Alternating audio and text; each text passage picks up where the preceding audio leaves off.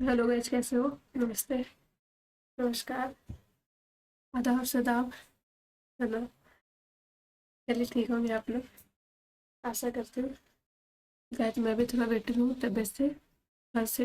लेकिन मैं सोच रही हूँ ना कि आप लोगों को ईमेल लिखने का ये पार्ट 1 आज करवा के फिर मैं नेक्स्ट वीडियो में लेके आऊँगी, ठीक है? पार्ट 2 तो जल्दी देखिएगा गाइस, क्योंकि मेरा तबीयत तक ठीक नहीं है, लेकिन यहाँ फिर भी बेटर है। तो चलिए स्टार्ट करते हैं।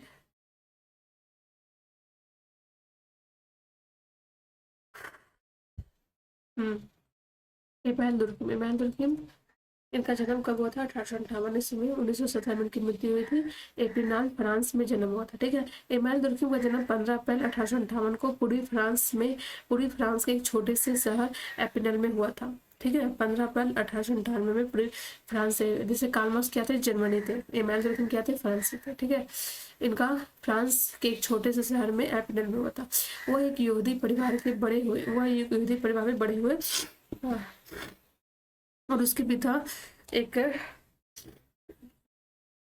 उसके पिता एक रब्बी अर्थात एक आध्यात्मिक नेता और यहूदी समुदाय के धर्मगुरु थे, ठीक है? उनके पिता क्या थे? एक आध्यात्मिक नेता और यहूदी समुदाय के धर्मगुरु थे, ठीक है? उनके शोध प्रबंधन व्यक्तिवाद और समाजवाद के बीच संबंध के बाद में उन्होंने व्यक्ति और समाज के बीच संबंध पर ध्यान किया। उन्होंने क्या किया? मिलजुल में व्यक्तिवाद और समाजवाद के बीच संबंध, और उन्होंने व्यक्ति और समाज के बीच संबंधों पर ध्यान केंद्रित किया।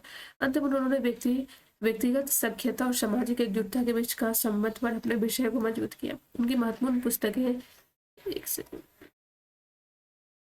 चले, उनकी महत्वपूर्ण पुस्तकें हैं the division of labour in society 1893, the rules of, याद रखिएगा सबसे पहले उनकी जो पहली बुक है the division of labour in society, ठीक है?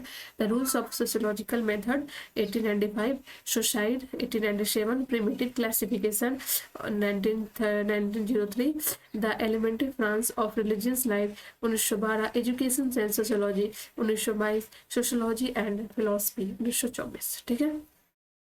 तो पहला याद रखिए, 8 बंद करके याद कीजिए। उनका सबसे पहले बुक है the division of liberal society, कब आई थी? 1893 में। The rules of sociological method 1895, मतलब 2 साल के बाद आई द रूल्स, है ना? अब देखिए, इसको याद करने का मैं तरीका बताती हूँ। पहले मतलब कि लेबर को क्या करते हैं? डिवीजन में बांटती है। तो डिवीजन में बांटने के लिए कुछ तो रूल्स तो लाओगे ना, उसके बाद फिर तुरंत उसको रूल्स लाना पड़ा, ठीक है? रूल्स जब लाए तो उनको फिर ये बताना पड़ा कि सोसाइटी में रूल्स कैसे लागू होती है। तो 3rd नंबर में सोसाइटी।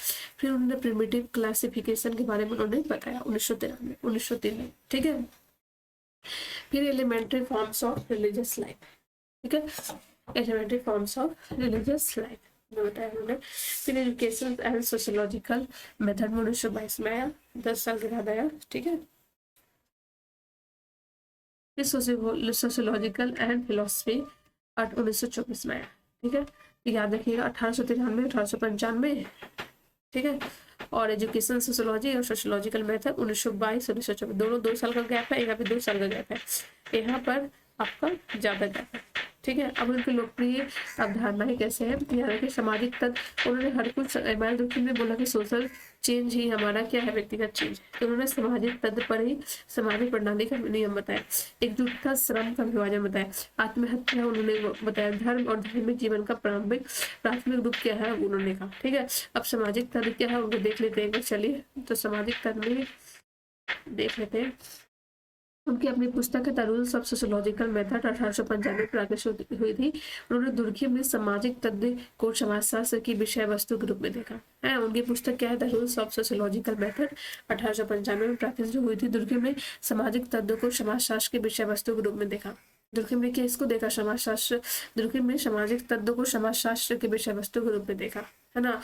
इनकी जो पहली पुस्तक थी the rules of sociological method, नहीं नहीं, उनकी दूसरी बुक थी द डिवीजन ऑफ लेबर, इनकी पहली थी, मैं भूल गई थी, sorry. The rules of sociological method में क्या देखा उन्होंने? सामाजिक तत्व को समाजशास्त्र की विषय वस्तु के रूप में देखा। दुर्की का अनुसार सामाजिक तत्व में कार्य करना, सोचना और अनुभव करने में ढंग सम्मिलित है, जो व्यक्ति के लिए बाहरी होता है ना? तत्व जो अपनी शक्ति के माध्यम से व्यक्ति को नियंत्रित करता है। क्या करता है? व्यक्ति को शक्ति के माध्यम से कहाँ गया गाइस? हाँ, तथा जो अपनी शक्ति के माध्यम से व्यक्ति को नियंत्रित करता है। दुर्खिम के सामाजिक तत्व को वस्तु की तरह माना। दुर्खिम जो है ना, सामाजिक तत्व को वस्तु की तरह माना, यह वास्तविक है और व्यक्ति की इच्छा या अभिलाषा से स्वतंत्र है ना। ये व्यक्ति के लिए बाहरी है और उन पर प्रतिबंध लगाने में सच में। दूसरे शब्दों में अगर हम देखें तो सामाजिक तत्व तात्पर्य होते हैं जो समाज में प्रचलित सोचने, व्यवहार करने, महसूस करने आदि समान तरीके से होते हैं। जैसे आप मतलब गर्ल्स हो, ठीक है, जैसे सपोज दैट मैं भी स्नान, अब मैं अभी मतलब स्नान नहीं की हूँ, मैं मतलब फिर मेरा तबीयत ठीक नहीं है, ठीक है, तो मैं फ्रेश नहीं हूँ, मैं इसी से आपको पढ़ा रही हूँ, मतलब सिर्फ मैंने जो किया और सही से पढ़ा। अगर कोई मुझे देखने के लिए अचानक आ जाए तो मेरे अंदर कुछ चेंज होंगे ना, होंगे या नहीं होंगे? मैं भी जाकर स्नान करूंगी, फिर उसका जो थोड़ा सा क्या बोलते हैं, अच्छे से अपने को लगे कि ऐना में देखूंगी कि मैं ठीक होंगी नहीं, फिर उसके बाद अगर नहीं तो फिर थोड़ा काजल वगैरह ये सब करूंगी, तो उनके अनुसार ये ढल जाओगे अपने। अगर कोई गेस्ट आ जाए, आप पानी लेके जा रहे हो, तो जो पानी जो फुल है, तो ये भी देखना है कि पानी फुल नहीं रहना चाहिए, थोड़ा सा खाली रहना चाहिए, है ना। तो सामाजिक तत्व जो होते हैं ना, वो क्या करते हैं, सोचने, अनुभव करने, कार्य करने का वो ढंग उसमें सम्मिलित हो जाता है ना। जो व्यक्ति के लिए क्या होता है, बाहरी होती है, बाहरी होते हैं ना ऑब्वियसली, जगह जो अपनी शक्ति के माध्यम से व्यक्ति को नियंत्रित करते हैं, ठीक है। दुर्खिम ने सामाजिक तत्व को वस्तु की तरह माना। यह वास्तविक है और व्यक्ति की इच्छा या अभिलाषा से स्वतंत्र है। यह व्यक्ति के लिए बाहरी है, उन पर प्रतिबंध लगाने में सच है। दूसरे शब्दों में वही बताया, सामाजिक तत्व का तात्पर्य क्या होता है, उसके सोचने, व्यवहार करने, महसूस करने आदि समृद्ध तरीके से है। वे एक व्यक्ति के लिए बाहरी है, अर्थात वे व्यक्ति की इच्छा या अभिलाषा से स्वतंत्र है। व्यक्ति की इच्छा और अभिलाषा से क्या स्वतंत्र होते हैं और उन पर प्रतिबंध का प्रयोग करते हैं, है ना। दुर्खी मिली समाज वास्तव में सामाजिक है। दुर्खी मिली वास्तव में स्वजातिक है। समाज क्या है, स्वजातिक है। समाज का अस्तित्व व्यक्ति के संग से होता है। दुर्खी बोलते हैं कि समाज है तो वे समाज का जो अस्तित्व होता है व्यक्ति का क्या होता है, संघर्ष होता है। इसलिए समाज एक विशिष्ट वास्तविकता को दर्शाता है जिसकी अपनी क्या होती है, विशेषता होती है ना। दूसरी बात है, समाज क्या है, एक विशिष्ट वास्तविकता को दर्शाता है जिसकी अपनी एक विशिष्ट होती है। क्लियर, समझ में आया?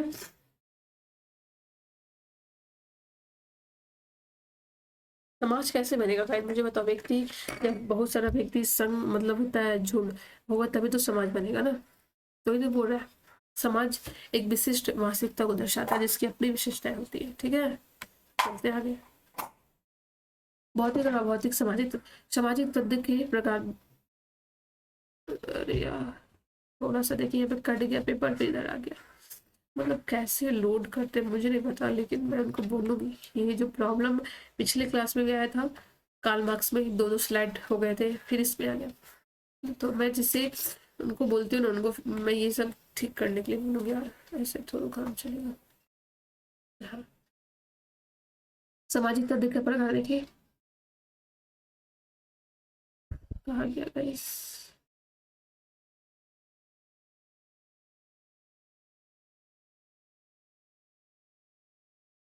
ये कर लिए थे, हुआ मुझसे, ये हुआ नहीं। स्लाइड रिकैप कैसे चला गया, एक सेकेंड। सामाजिक तत्वों का प्रकार आ गया। सामाजिक तत्वों का प्रकार यहाँ से स्टार्ट है। ये भौतिक अभौतिक सामाजिक तत्व क्या है भाई, ये कैसे लोग डाउनलोड करते हैं, मुझे रुके रुके, एक सेकेंड, एक सेकेंड लीजिए।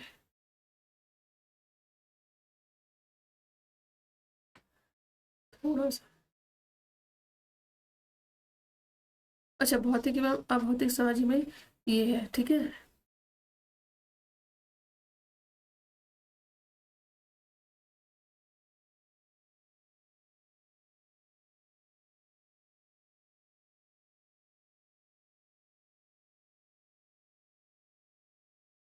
तो मैं उनको मैसेज करती हूँ, ये प्रॉब्लम क्यों आ रहा है।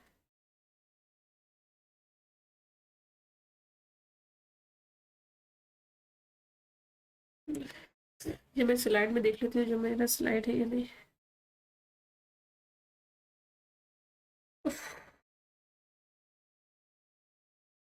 मैं सोच रही थी जल्दी जल्दी करवा दूंगी, बट क्या प्रॉब्लम है यार।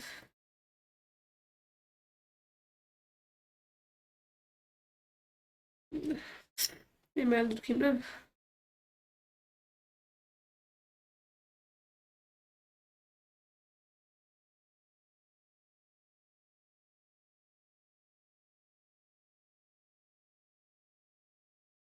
हाँ हो गया।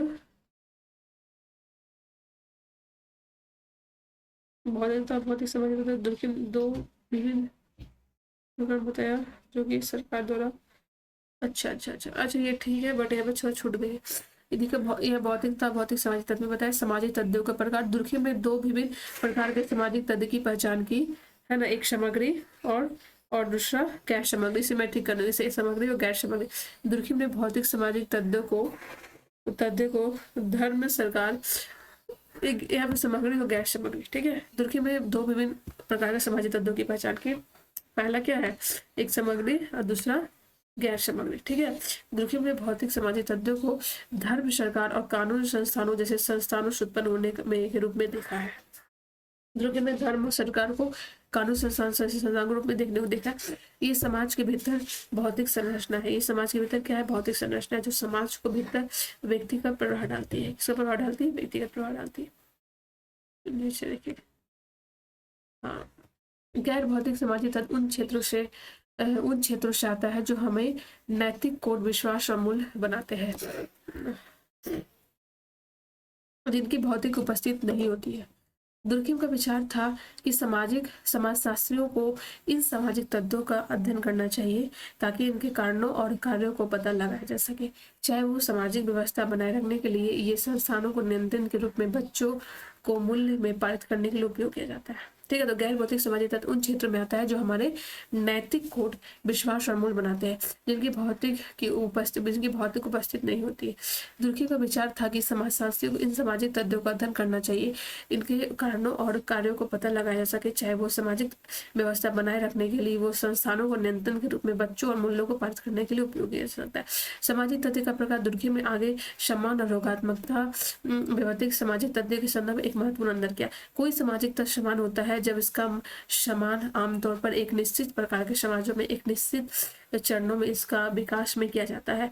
इस मानक हर विचलन एक व्यवस्थित तत्व होता है, ठीक है। तो दुर्खिम ने बोला कि सामाजिक तत्व के संदर्भ में कई महत्वपूर्ण अंतर किए। उन्होंने कहा कि कोई भी सामाजिक तत्व समान होता है जब उसको समान आमतौर पर एक निश्चित प्रकार के समाजों में एक निश्चित चरणों में इसका विकास में किया जाता है, जो हर मानक में विचलन में उपस्थित तत्व है। उदाहरण के लिए किसी भी समाज को कुछ हद तक अपराध अपरिहार्य है, इसलिए दुर्खिम के अनुसार कुछ हद तक अपराध का एक असामान्य तत्व है, हालांकि अपराध की दर में असाधारण बहुत व्यवस्थित है, ठीक है। जैसे समाज में कुछ हद तक अपराध का अपरिहार्य मानेंगे, लेकिन दुर्खिम के अनुसार जो उसका हद का जो अपराध का जो है ना वो समान है, ठीक है। सामाजिक तत्व की मुख्य विशेषताएं होती है। पहला बाध्यता, स्वतंत्रता और व्यापकता। दुर्खिम के अनुसार सामाजिक तत्व व्यक्तिगत विवेक के बाहर होता है। सोशल फैक्ट क्या होते हैं, व्यक्तिगत विवेक के बाहर होते हैं। दुर्खिम के अनुसार सामाजिक व्यक्तिगत विवेक के बाहर होता है, जिनका अस्तित्व व्यक्तियों के लिए बाहरी होती है। उदाहरण के लिए घरेलू या नागरिक को सौदात्मकता दायित्वों को व्यक्ति के लिए नियम और रीति रिवाजों में बाह्य रूप से परिभाषित किया जाता है। धार्मिक मान्यता और प्रथाएं व्यक्ति के लिए बाहरी और प्रगम होती है।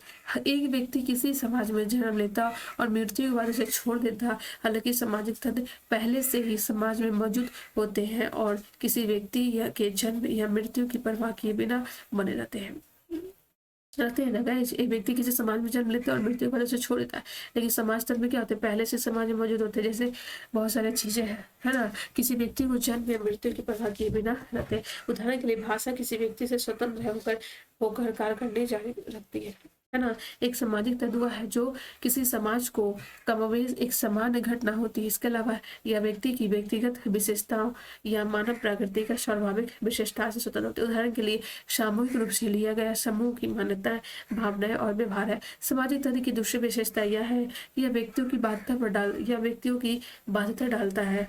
सामाजिक तत्व को मान्यता दी जाती है क्योंकि यह व्यक्ति पर अपना दबाव डालता है। उदाहरण के लिए विधि, शिक्षा, मान्यता आदि की संस्था हर किसी के पहले से ही बिना मांगे दी गई है वो सभी के लिए प्रभावशील और अनिवार्य है।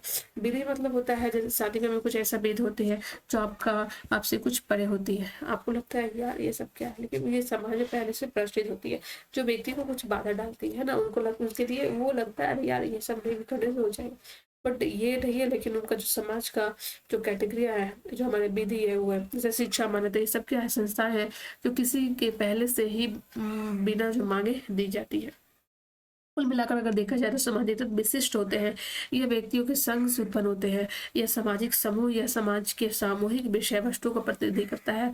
सामाजिक तत्व क्या होते हैं, एक विशिष्ट होते हैं ना, बड़ा सामाजिक तत्व ऐसे थोड़ा होते हैं, एक विशिष्ट विशाल में बनता है जो कि व्यक्तियों को संग से उत्पन्न होता है, यह सामाजिक समूह या समाज की सामूहिक विषय वस्तु का प्रतिनिधि करता है, यह व्यक्तिगत चेतना में क्या होता है और उसको उसके प्रकार से भिन्न होता है। सामाजिक तत्व का समीकरण और श्रेणीकरण के अधीन किया जा सकता है। उपरोक्त सभी सामाजिक तत्व समाजशास्त्र के विज्ञान की विषय वस्तु का निर्माण करता है। सामाजिक तत्व का अवलोकन के लिए नियम देख ले तो सामाजिक तत्व में का वस्तु के रूप में अध्ययन करने के समय वस्तुनिष्ठ होने के लिए निम्नलिखित 3 नियम का पालन किया जाता है। पहला, सभी पूर्व धारणाओं को समाप्त करना होगा। समाजशास्त्र की अवधारणाओं को विधि पूर्वक तैयार करना होगा। ठीक है, एक सेकंड बस। जब समाजशास्त्री सामाजिक तत्व को कुछ क्रम की जांच करते हैं तो उन्हें उन पहलू से विचार करना चाहिए जो उनकी व्यक्तिगत अभिव्यक्ति से स्वतंत्र हो। एकजुटता, तुर्की में the division of labour in society में आर्थिक और सामाजिक एकजुटता का विश्लेषण किया। याद रखिएगा, the division of labour in society में, देखिए the division of labour in society की दुर्गम का 1800 कम में दिया गया था। देखिए यहाँ पे the division of labour in society है ना, 1893 में। The rules of sociology method में बताएं तो इत्यादि के बारे में, है ना। ठीक है, एकजुटता देख ले, दुर्गी में the division of labour in society में उनकी फर्स्ट बुक थी। आर्थिक और सामाजिक एकजुटता का विश्लेषण किया। आर्थिक और सामाजिक एकजुटता का क्या किया, विश्लेषण किया, जिसमें उन्होंने संक्षेप में चर्चा की दुर्गम उन शक्तियों को जानने के लिए उत्सुक थे जो सामाजिक जीवन को नियंत्रित करता है ना। दुर्गम ने माना कि एकजुटता की 2 अलग अलग तरीके से व्यक्त किया जा सकता है, यांत्रिक और कायिका। एकजुटता के कितने, यांत्रिक और कायिका, याद रखिएगा। यांत्रिक एकजुटता वाले छोटे समाजों में व्यक्तिगत स्वतंत्रता न्यूनतम होती है और समाज का वर्णन मान्यताओं को समानता और किया जाता है। याद रखिएगा, division of labour in society में उन्होंने क्या बताया, आर्थिक और सामाजिक एकजुटता का विश्लेषण किया। मतलब दुर्गम उन शक्तियों को जानने के लिए उत्सुक था जो सामाजिक जीवन में क्या करता है, नियंत्रण करता है। दुर्गम ने 2 अलग अलग तरीके से व्यक्त किया जाता है। पहला यांत्रिक और कायिका। यांत्रिक एकजुटता वाले छोटे समाज जो व्यक्तिगत स्वतंत्रता न्यूनतम होती है और समाज का वर्णन मान्यताओं को समानता द्वारा किया जाता है। कार्य की कोई विशेषता नहीं होती है, श्रम का बहुत कम विभाजन होता है ना। कार्य की कोई विशेषता नहीं होती, श्रम का बहुत कम विभाजन होता है। सामूहिक विवेक समूह के सभी व्यक्तियों के व्यक्त किया जाता है। व्यक्तियों को संपूर्ण समाज से बांधने वाली कड़ी प्रबल होती है और यह पूर्ण सामाजिक एकीकरण होता है। ऐसे समाज जो धर्म संस्था प्रबल होती है और समाज में एक व्यक्ति का स्थान संबंधों से निर्धारित होती है। दंड विधि की एक प्रणाली है जो दमनकारी है और अपराध को गंभीर रूप से दंडित करती है। ठीक है, समझ में आया। यांत्रिक एकजुटता में क्या होते हैं, छोटे समाजों में जो व्यक्तिगत लेवल पे होती है, काम की जाती है। ठीक है, और ऐसा समाज जो धर्म की संस्था प्रबल होती है और समाज में व्यक्ति का स्थान संबंधों को निर्धारित होती है। दंड विधि एक प्रणाली होती है जो दमनकारी होती है, अपराधों को गंभीर रूप से दंडित करती है। अब कायिका एकजुटता देख लीजिए, 2 बताए थे। दूसरी ओर कायिका एकजुटता वाले समाज श्रम का अधिक विभाजन होता है ना। श्रम का क्या होता है, अधिक विभाजन होता है तथा व्यक्ति विशेष कार्य के लिए समग्र रूप से समाज के बजाय एक दूसरे पर निर्भर होते हैं। ठीक है, समाज की वजह क्या होते हैं, दूसरे पर निर्भर होते हैं। ठीक है, ऐसा समाज सुसाधन है पूछ देगा कि यांत्रिक एकजुटता में क्या होते हैं, छोटे समाज के लिए होते हैं जो व्यक्तिगत होता है, और कायिकी एकजुटता में क्या होता है, जिस वाले समाज में श्रम का अधिक विभाजन होता है और व्यक्ति विशेष रूप से समग्र रूप से समाज के बजाय एक दूसरे पर निर्भर होते हैं, है ना, एक दूसरे पर निर्भर होते हैं। ऐसा समाज जो साधन है और बड़े भौगोलिक क्षेत्र में फैले हुए हैं, है ना, राजनीतिक विधिक और आर्थिक संसाधनों आर्थिक विशिष्ट है और व्यक्ति और सामूहिक विवेक पर शक्ति कमजोर पड़ता है। संपूर्ण समाज के कमजोर होने पर व्यक्ति और व्यक्तियों को संवेदना के व्यक्तिगत मतभेद में आर्थिक होती है। क्षतिपूर्व विधि क्रियाशील होती है। इसका उद्देश्य गलत को उनकी वास्तविकता अवस्था के वापस ले जाना होता है। उनके अनुसार समाज में बढ़ी हुई सामग्री और नैतिक घनत्व के परिणाम स्वरूप श्रम विभाजन उत्पन्न होता है। भौतिक घनत्व से दरखाइम का अर्थ है कि किसी भी समाज में व्यक्ति की व्याख्या में आर्थिक वृद्धि, दूसरे शब्दों में अगर देखें तो जनसंख्या वृद्धि, नैतिक संगठनता में उसका अभिप्राय उससे बढ़ी हुई अंतःक्रिया है जो संख्या में वृद्धि के परिणाम स्वरूप व्यक्तियों के बीच होती है। अच्छा गाइस, देखिए मुझे ये समझ में आ रहा है अभी तक कि जितने भी लोग हैं यहाँ पे देखिएगा ना, आर्थिक वृद्धि, आर्थिक तो तुरंत वाला देखिए इकोनॉमिक्स कार्ल मार्क्स, लेकिन वो गलत होगा, वो गलत होगा, है ना। इनको क्या बोला समझिए पहले। कहेगा जुट में जो श्रम का जो विभाजन होता है बहुत ही अधिक विभाजन होता है। इसमें क्या होते हैं ना, व्यक्ति पर डिपेंड हो जाते हैं, एक दूसरे पर निर्भर होते हैं। सब कुछ साधन तो है बट बड़े भौगोलिक क्षेत्र में फैले हैं, ठीक है।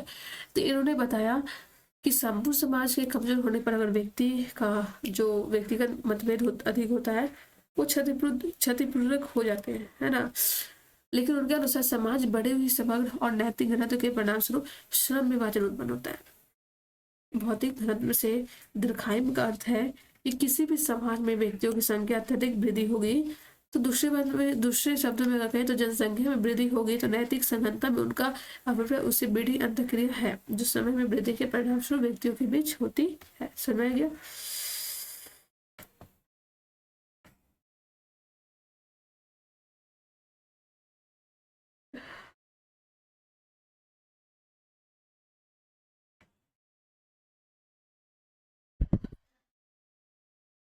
ठीक है,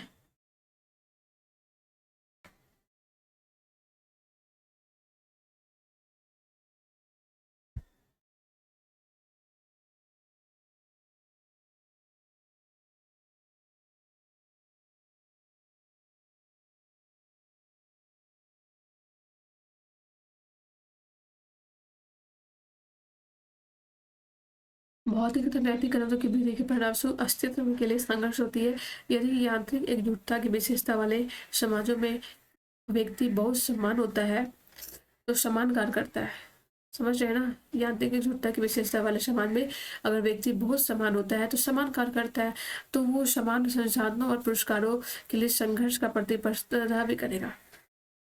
जनसंख्या में वृद्धि और प्राकृतिक संसाधनों को सिकुड़नों में प्रतिस्पर्धा और अधिक करवा दी जाएगी। लेकिन श्रम विभाजन यह सुनिश्चित करती है कि व्यक्ति विभिन्न देशों और क्षेत्रों में विशेषज्ञ हो। समझ रहे हो। आत्महत्या, दुर्घटना आत्महत्या के विभिन्न रुचि थी क्योंकि 1850 से पहले औद्योगिकरण के अध्ययन में औद्योगिकरण के आगमन के साथ ही आत्महत्या की संख्या में वृद्धि हुई। औद्योगिकरण जब से आया ना तब से आत्महत्या की विभिन्न वृद्धि हुई। औद्योगिकरण से समाज में व्यक्तिगत बढ़ा तो सामाजिक अखंडता में कमी आई। आत्महत्या की दर लैंगिक संबंधों में जीवन यापन अरे यार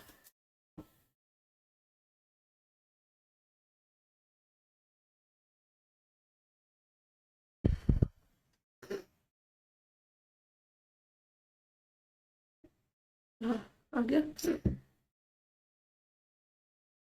औद्योगिकरण से समाज में व्यक्तिगत बढ़ा तो सामाजिक अखंडता में कमी आई।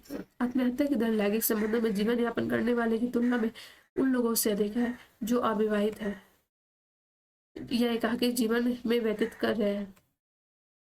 आत्महत्या सबसे ज्यादा अगर देखा जाए तो अधिक हुई तो जो अनमैरिड है ना, या एकाकी जीवन व्यतीत कर। आत्महत्या की दर बच्चे वाले लोगों की तुलना में बिना बच्चे वाले लोगों से भी अधिक होती है। आत्महत्या की दर बच्चों वाले लोगों की तुलना में बिना बच्चे वाले लोगों में अधिक होती है। दुर्खिम ने समाज के विभिन्न वर्गों में आत्महत्या की दर का विश्लेषण किया और पाया कि महिलाओं की तुलना में, है ना, महिलाओं की तुलना में पुरुषों में आत्महत्या की दर अधिक होती है। हालांकि विवाहित महिलाएं जो कई वर्षों में तक जो क्या करनी संतान नहीं है उनमें भी आत्महत्या दर उच्च है। महिलाओं की तुलना में पुरुषों की आत्महत्या दर क्या अधिक है, लेकिन जो विवाहित महिला है जिससे उसकी संतान नहीं है तो उसमें भी आत्महत्या दर उच्च है। अगर हम देखा जाए तो कैथोलिक और यहूदी की तुलना में प्रोटेस्ट की आत्महत्या दर अधिक है। कैथोलिक और यहूदी की तुलना में प्रोटेस्ट की आत्महत्या दर अधिक है। नागरिकों की तुलना में सैनिकों की आत्महत्या की दर अधिक है। युद्ध के समय की तुलना में शांति के समय में आत्महत्या की दर अधिक है ना। शांति के समय आत्महत्या की दर अधिक है, समझ रहे हो। युद्ध की समय की तुलना में शांति के समय आत्महत्या की दर है दर अधिक है। नागरिकों की तुलना में सैनिकों की आत्महत्या की दर अधिक है। कैथोलिक और यहूदियों की तुलना में प्रोटेस्ट आत्महत्या की दर अधिक है। युद्ध में आत्महत्या की दर को कम कर दिया गया। ऑस्ट्रिया और इटली के बीच 1866 में युद्ध छिड़ जाने के बाद देश में आत्महत्या की दर 14% गिर गई। स्कैंडिनेवियो देशों में आत्महत्या की दर अधिक है। शिक्षा का स्तर जितना ऊंचा होता है उतना ही अधिक संभावना होती है। शिक्षा का स्तर जितना अधिक ऊंचा होगा उतना ही अधिक आत्महत्या की दर होती है जो व्यक्तिगत आत्महत्या को चुनेगा। हालांकि दुर्खिम को सिद्ध किया कि किसी व्यक्ति का धर्म और आत्महत्या की दर हालांकि दुर्खिम को सिद्ध किया कि किसी व्यक्ति का धर्म और आत्महत्या की दर के बीच व्यक्तिगत शिक्षा स्तर की अपेक्षा अधिक पारस्परिक संबंध होते हैं। धर्म और आत्महत्या की दर के बीच व्यक्ति की शिक्षा के स्तर की अपेक्षा पारस्परिक संबंध होता है। यहूदी परस्पर संबंध है। यहूदी लोग आमतौर पर उच्च शिक्षित थे लेकिन उनकी आत्महत्या दर कम थी, है ना। आत्महत्या के रूप में अगर देखें तो कैसे व्यक्ति समाज का बंधन विकसित करने में सच में कैसे व्यक्ति को समाज द्वारा नियंत्रण किया जाता है, यह देखकर दुर्खिम ने आत्महत्या को विभिन्न रूपों में व्याख्या की। उन्होंने 4 प्रकार की आत्महत्या को सुझाव दी।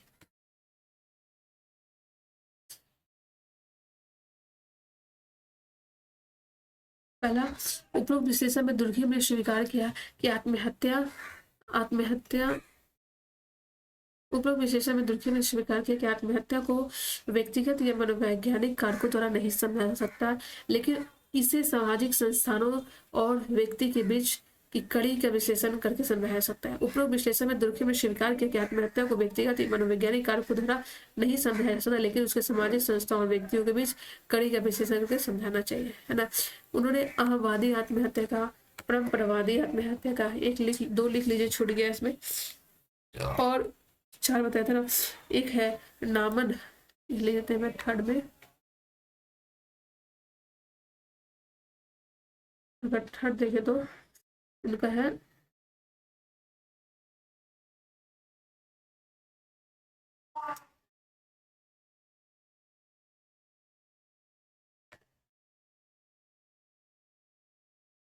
चलिए जैसे लिखा रहा उसे लिखिए, है ना। नामन अच्छम, इसमें अच्छा लिखाते नहीं है,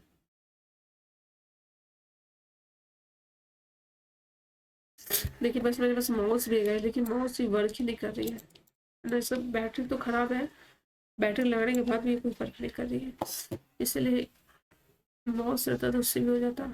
अच्छा, है ना। नामन अच्छा जिसको हम लोग बोलते हैं एनोमिक आत्महत्या, और एक है तो है फोर्ड, जो उसको हम बोलेंगे क्या है, देववादी आत्महत्या। ऐसे लिख लीजिए, आप लोग लिखना जरूरी नहीं है, आप लोग लिख लीजिए, है ना, देववादी आत्महत्या, ठीक है।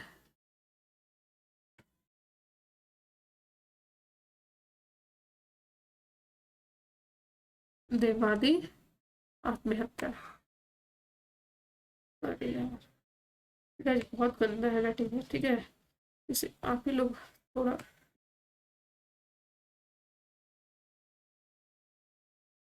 यार नहीं हो पाए, ठीक है। तो पहले नामन आश्रम जिसको हम लोग बोलते हैं एनोमिक आत्महत्या और देववादी आत्महत्या, इसका मैं पिछले बताऊंगी क्या होता है, ठीक है। तो don't worry,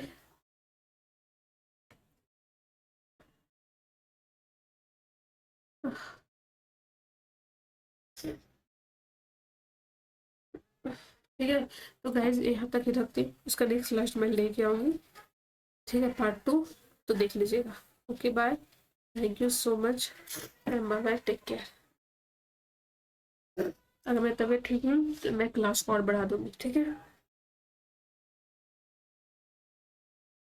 please like and share and subscribe guys.